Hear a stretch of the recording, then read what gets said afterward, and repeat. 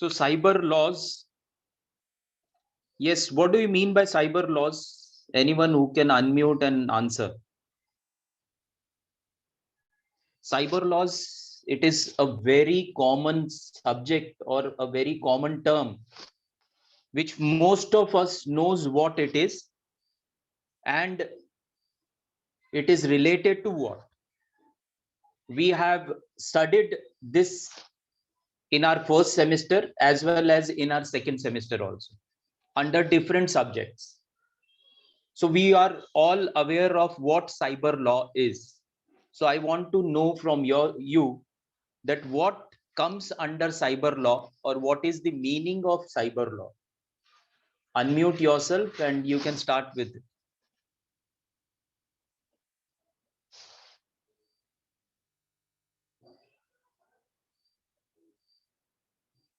Am I audible to all? Yes, sir. Okay. Yes. I hope that everyone is present. What is cyber law?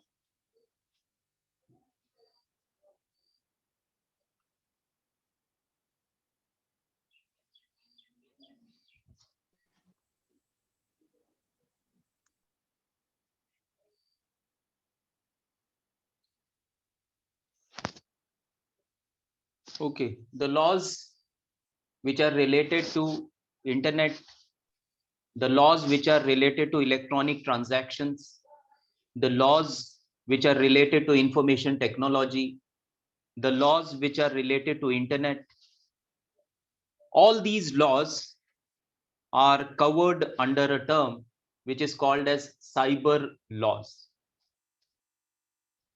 It's a very recent act.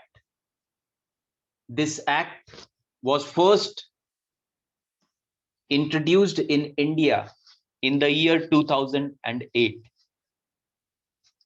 Later on, in 2000 it was introduced, and later on in 2008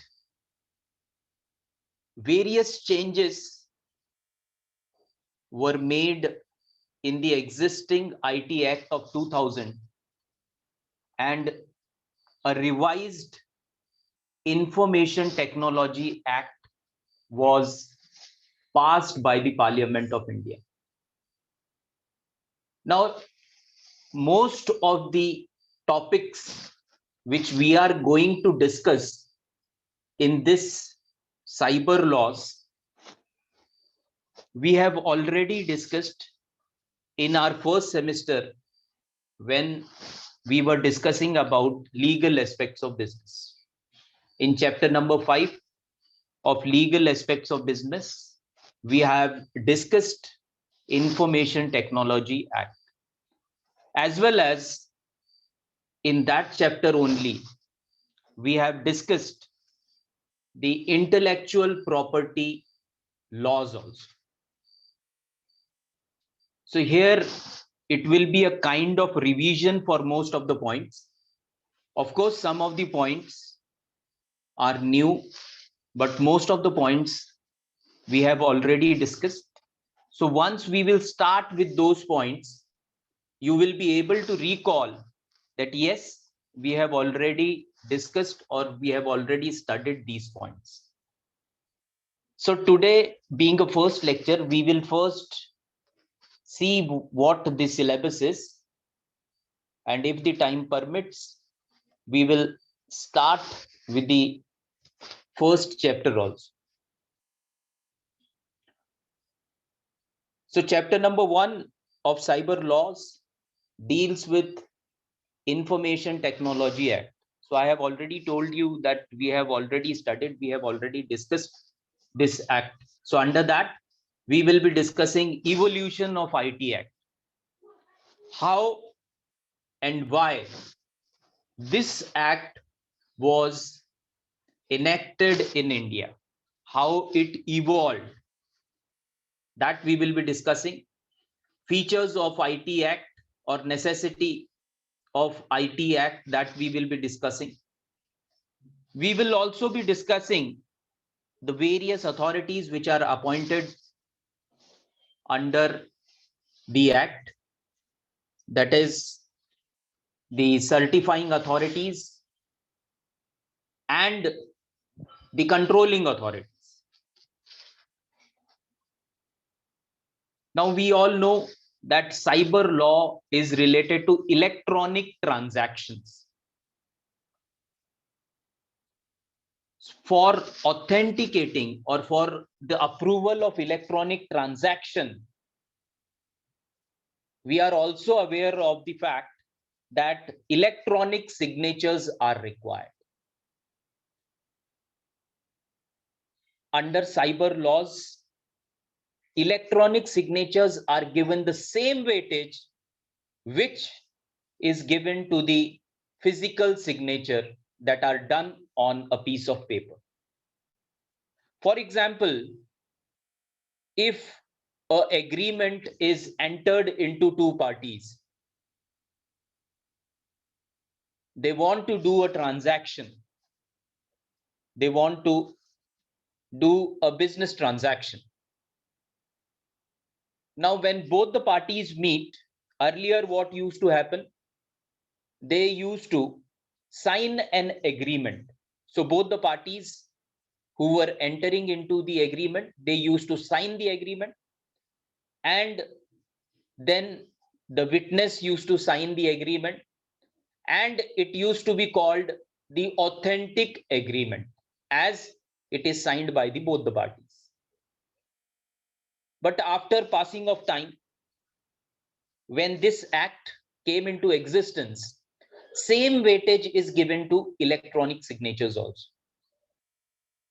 Now, electronic signatures means that these signatures are not physical signatures which are done, which are made on a piece of paper, but electronic signatures are codes or symbols which are in electronic form. But these cyber laws give same weightage to electronic signatures also. So if an agreement is entered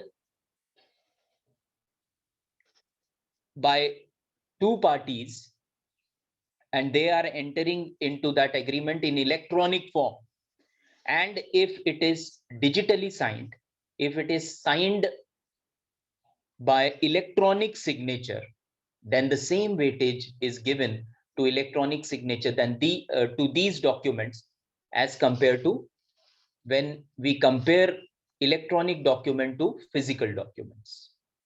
So that we will be discussing which are the authorities which provide these digital signatures, because there are certain rules and regulations, there are certain procedures to be followed if a person wants to have a digital signature certificate or digital signature which he can do digitally.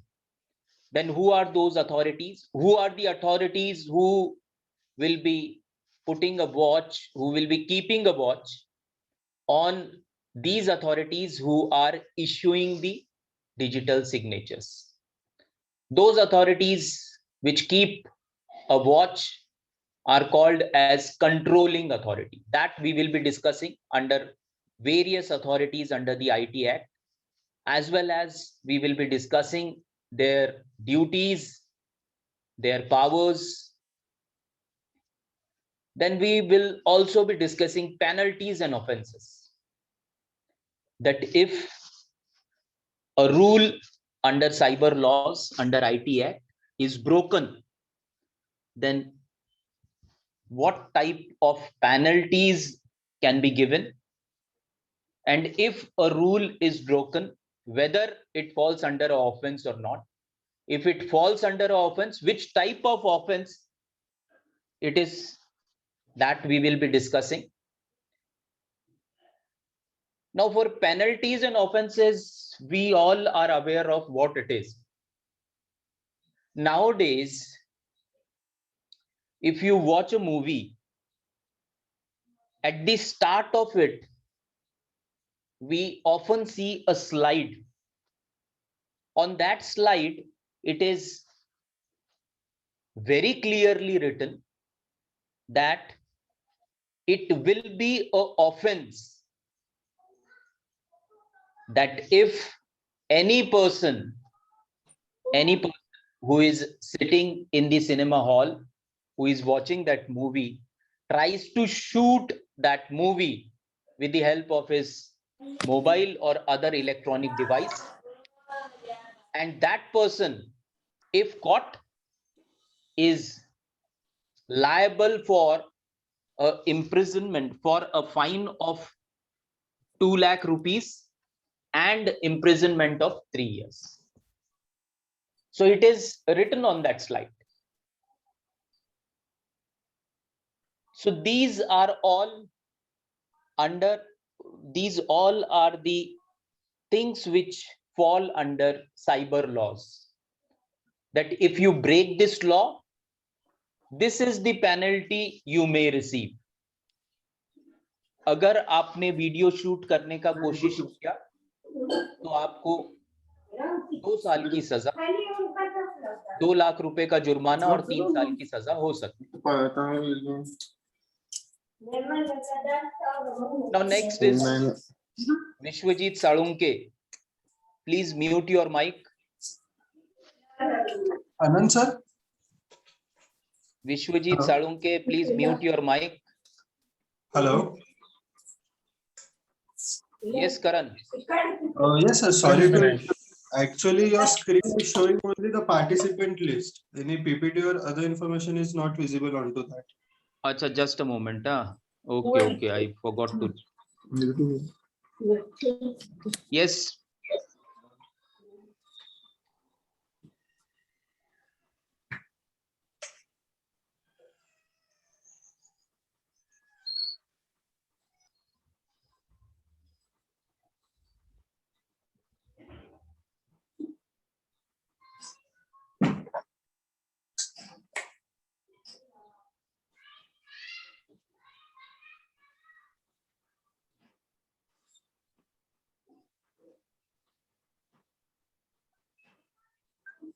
We are discussing syllabus, so I'll be just opening the syllabus again, once again.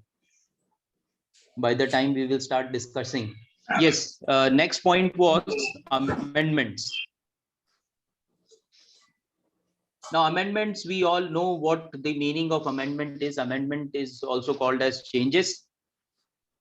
So the changes which are being done under the existing cyber laws, that we will be discussing. Now, why changes are made? So it is very simple, that when a particular act is passed, at that particular time, the things, the business environment, everything is different, and after passing of time, it needs to be changed.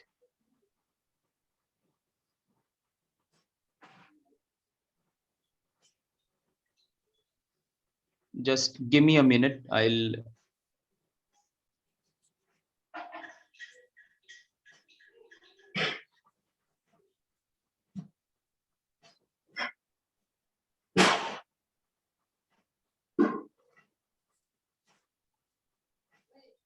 Yes. Now, can you see the screen? Yes, sir. Okay, thank you. So today, being a first lecture, as we have discussed, we will be discussing the syllabus, that what all we will be discussing during this cyber laws. Yes, so amendments, what major amendments have been done in the existing IT laws, IT Act, that we will be discussing. As I have already told you, that a major amendment or major changes in IT Act 2000 were done in the year 2008. That we will be discussing, plus the recent changes last year, last year. What are the major changes which have been done in the cyber laws as well as in various IT acts? that we will be discussing too. Then we will be discussing cyberspace jurisdiction and jurisdiction issues under IT Act 2000. So cyberspace jurisdiction. Jurisdiction means the limit, that what is the limit of cyberspace, what it includes, what it doesn't include, what is their limit, that we will be discussing in our chapter number 1. Then in chapter number 2, we will be talking about e-commerce laws in India. Now we all know, please put your mic on mute.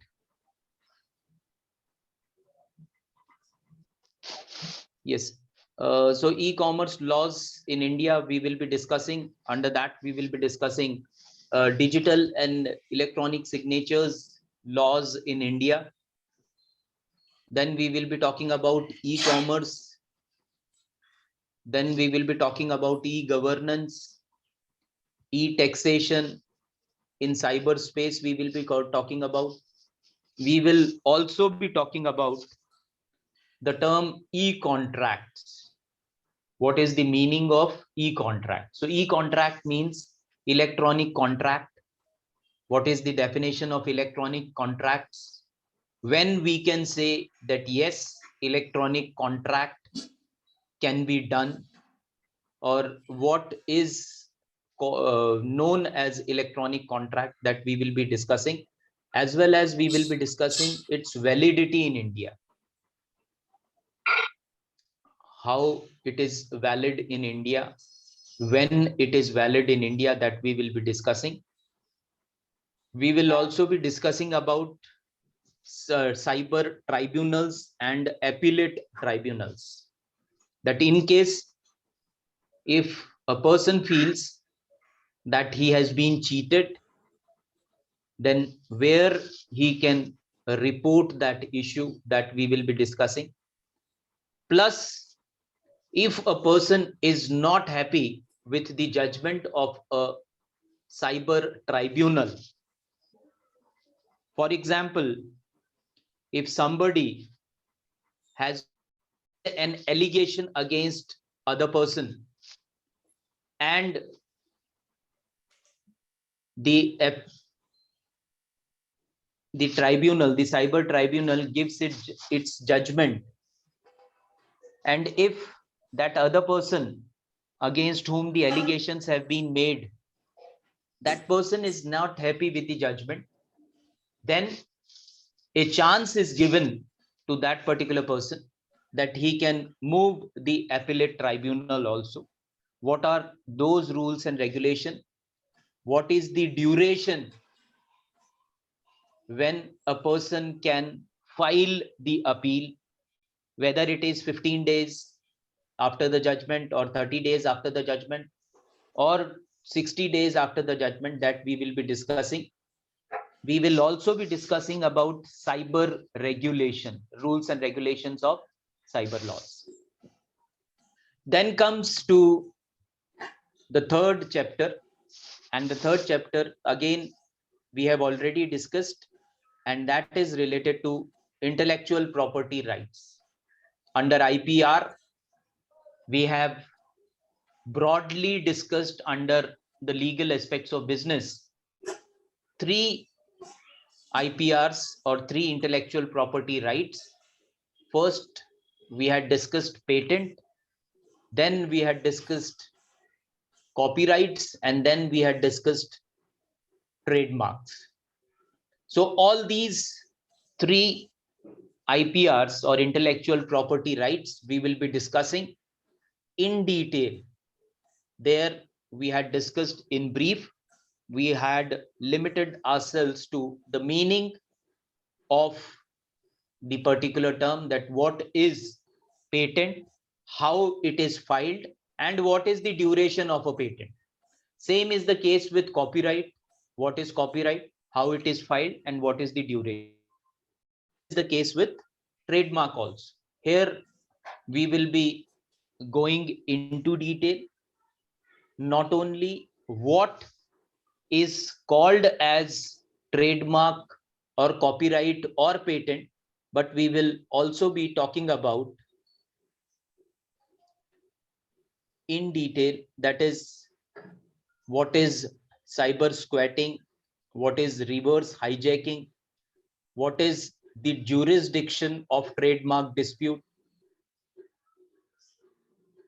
Then we will also be copyright in computer programs, how these copyrights in computer program. Then we will be talking about patent rights.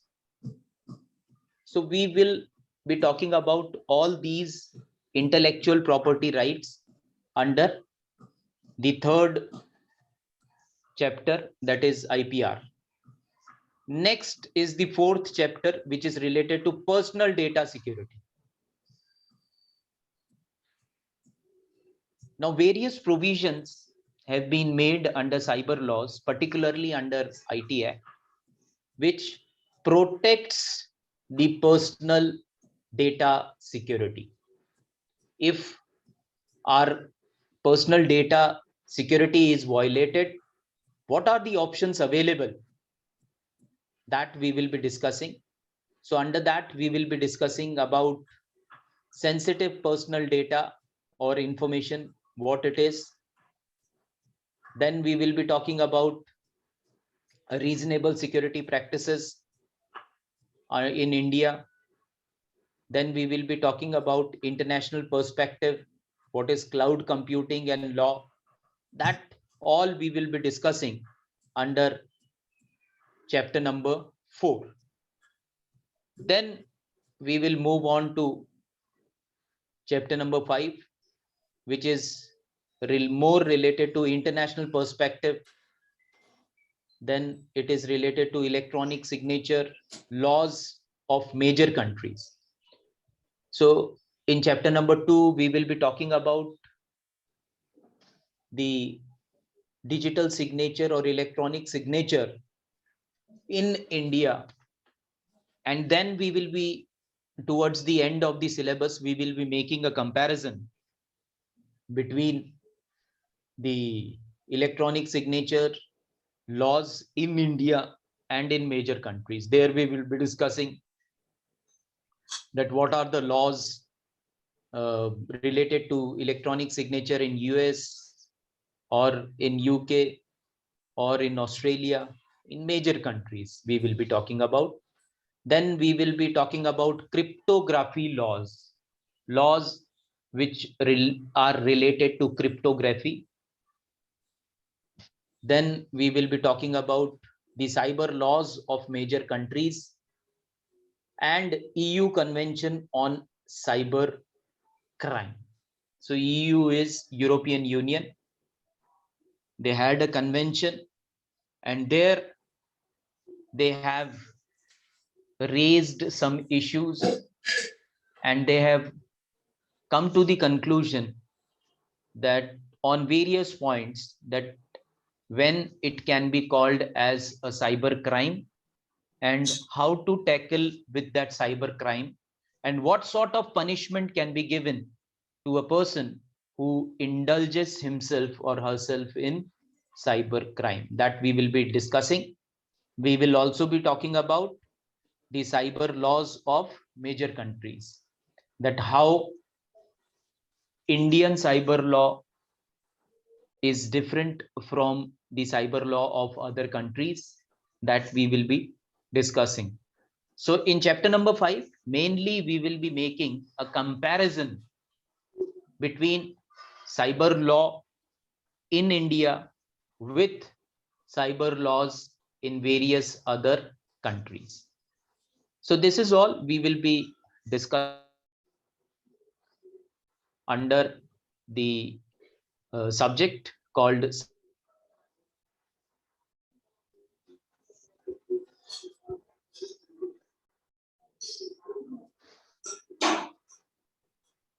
So we can start with, I think we can start with the first chapter, Technology Act. Just a moment. Let me start with my screen.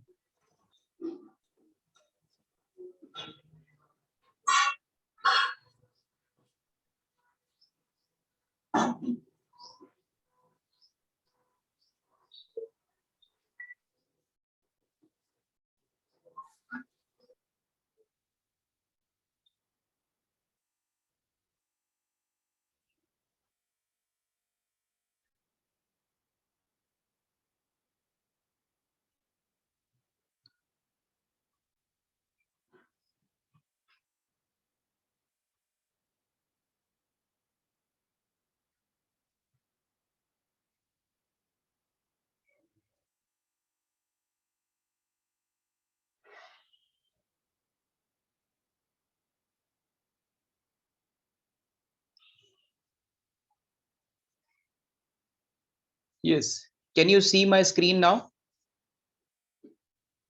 Yes, sir.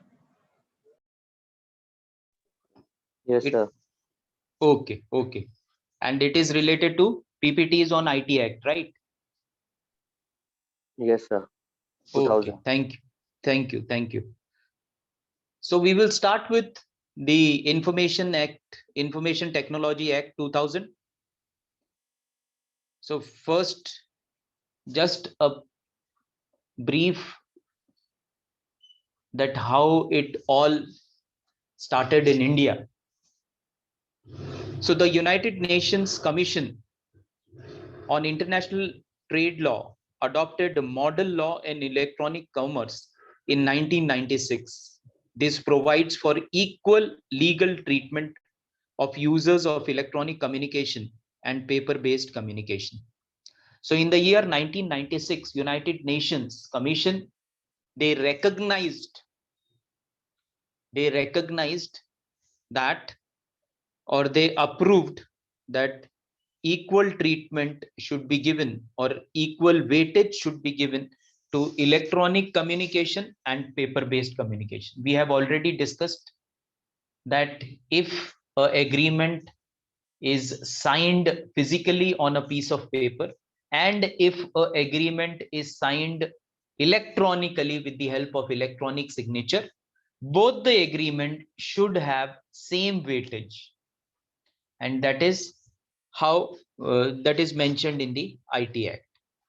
The Information Technology Act 2000 was passed on 9th of June 2000. It came into force on 17th of October 2000 in India.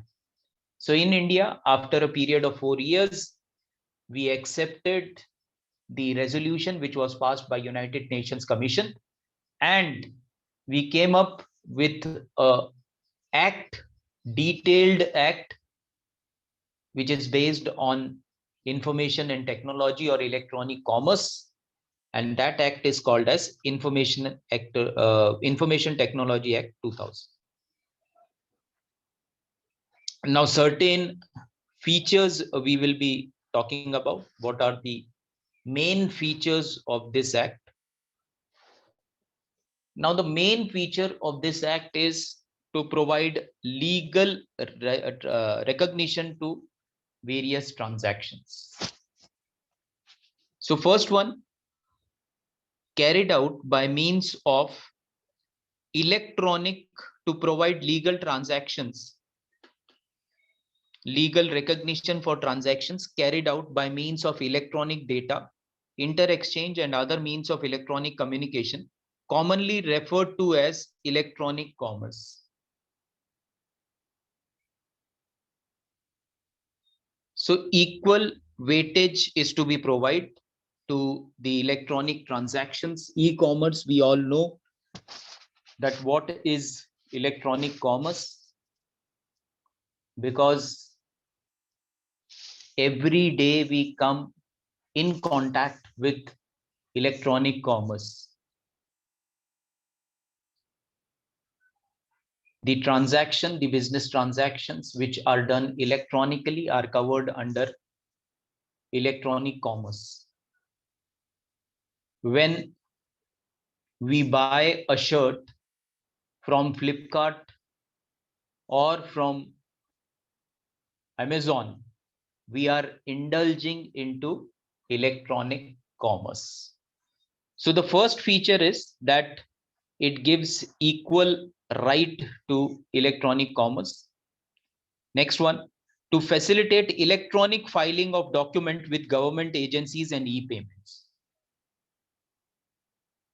Now, one of the most important feature of this act is to facilitate electronic with government agencies and e-payments. Now, with the upgradation in technology, we are moving towards minimizing the paperwork and maximizing e-processes. Now, 2 years back, a electronic process was started on highways. We all know that on various tolls, on toll plazas, where the drivers used to stop to pay the toll at toll plaza, and there used to be a rush on or traffic jam on those toll plazas, because suppose the toll charges are 70 rupees or 65 rupees or 95 rupees, the person will be paying that price, and that the employee of the toll plaza used to give the receipt as well as the change to the another person, and this used to take say 1 minute or more. And because of this, there was a traffic jam. Now, to overcome this problem, the government came up with a scheme which is called as fast track, that you need to place a sticker on the glass of your vehicle, and automatically, as a small electronic chip is there on that fast tag, automatically it will be captured by the machine, and your toll amount will be deducted electronically. Now, this is how it is helping the country to come up with various solutions to existing problems. Then one of the another problem was related to e-filing. I don't know if you are aware or not aware that earlier, when income tax used to be filed, and 31st of March used to be the last date, at that moment, people used to be in queue for hours and hours together to file their return. Because at those times, say 10-20 years ago or 15-20 years ago, people used to be physically, you need to pay the returns. You have to fill the income tax form with your with the physical income tax form.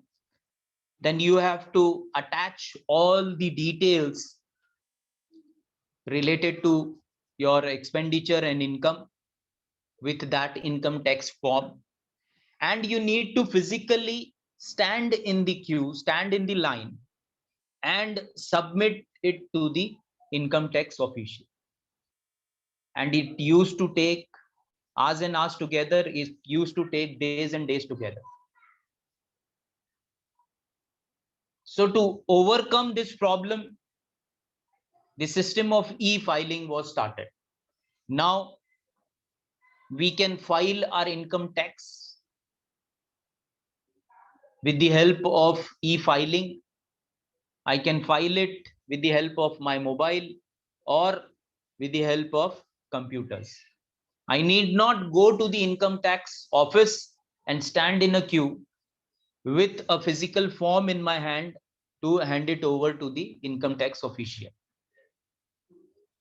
I can sit easily at my place, and anytime, it can be in morning, afternoon, night, anytime, I am able to fill my income tax return electronically.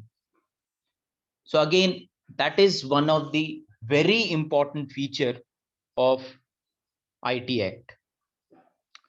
Next important feature is that amendments were made to Indian Penal Code, then Indian Evidence Act 1872, Bankers Books Evidence Act 1891, and Reserve Bank of India Act 1934. Now, all these acts were related to what? It is related to evidence. It is related to proof that if a person is to be proven guilty, that yes, he has committed a mistake or he has committed an offense, what type of evidence should be produced? That thing is mentioned in these various acts. As we can see that all these acts are passed way back, when we were controlled by Britishers, and most of our acts are based on that only, as it was enacted by the Britishers, and later on we made changes in those acts. We have not completely replaced those acts and come up with the new act, but what we have done is we have amended certain provisions. We have made changes in those acts instead of replacing those acts. So as we can see that the Indian Penal Code, Indian Evidence Act 1872, Bankers Book Evidence Act 1891, and Reserve Bank of India Act 1934. All these very old acts, they specifically mention that if a person is found guilty, what type of evidence is expected. And all the acts stated that the evidence should be in black and white. That means the evidence should be in written form.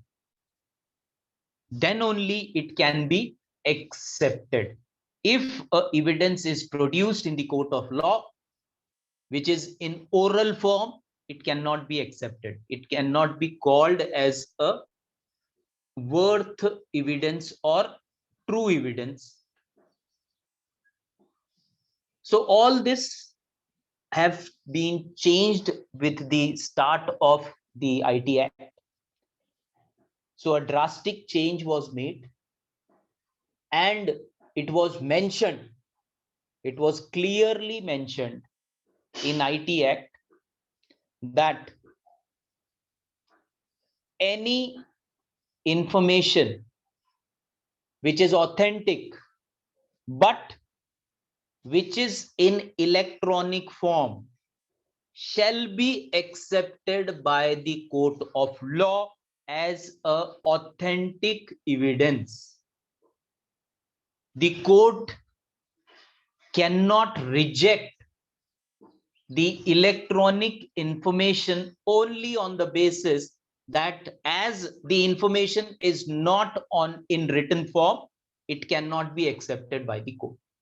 It is clearly mentioned in the act that if the evidence, if the information is correct, if the information is authentic, and if the information is in electronic form, it should be accepted by the court of law as a authentic evidence against a person. So that is a major change which was introduced with the help of Information Technology Act. And now all the information which is in electronic form, if it is correct and authentic, if it is not correct, if it is manipulated, then it is not at all accepted. But if the information is in electronic form and it is proved that the information is authentic, that the information is correct, then yes, of course, it is to be accepted as a authentic evidence. So these were some of the major features of IT Act. And now we will stop here. On Monday, when we will meet, then we will talk about the various definitions which are there under the IT Act that we will be talking about. Then we will be talking about various authorities, that which are those authorities, certifying authorities, as well as the controlling authorities. And we will also be discussing their powers. So that part we will be taking up for discussion during our next lecture. So my request to all will be that please come prepared. It will be better if more discussion takes place. Otherwise, it will become a monotonous session. Only one person talking. Others may or may not be listening.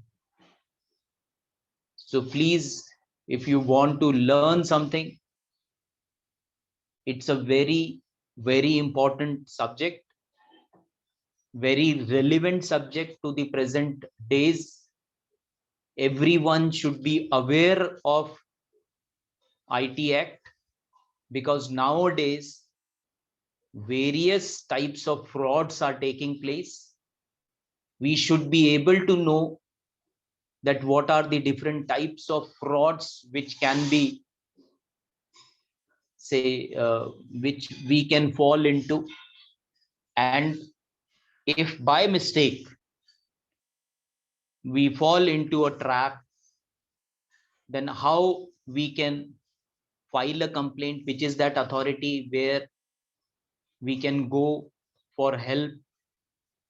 So we should be aware of all these things. We should also be aware of all things, that if we are tampering with a software without information, without proper permission, then it may result into offense, and we might be liable for punishment also.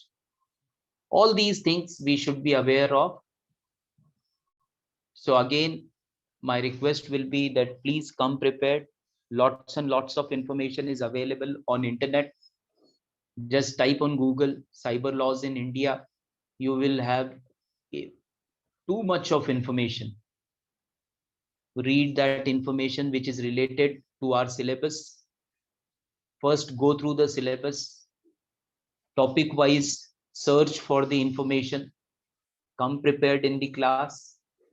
If more and more discussion takes place in class, then you will also enjoy, we will also enjoy, and you will be able to learn more. Otherwise, what will happen? That it will be a one-way communication. You may or may not learn what you would have learned. Okay, so we will stop here. So tomorrow being a holiday, on Monday we will be starting with our session. Timing, I'll let you know what the timing will be, whether it will be conducted in a morning session or afternoon session. You will receive that very shortly. Thank you for attending today's session. Thank you very much. Thank you, sir. Thank you.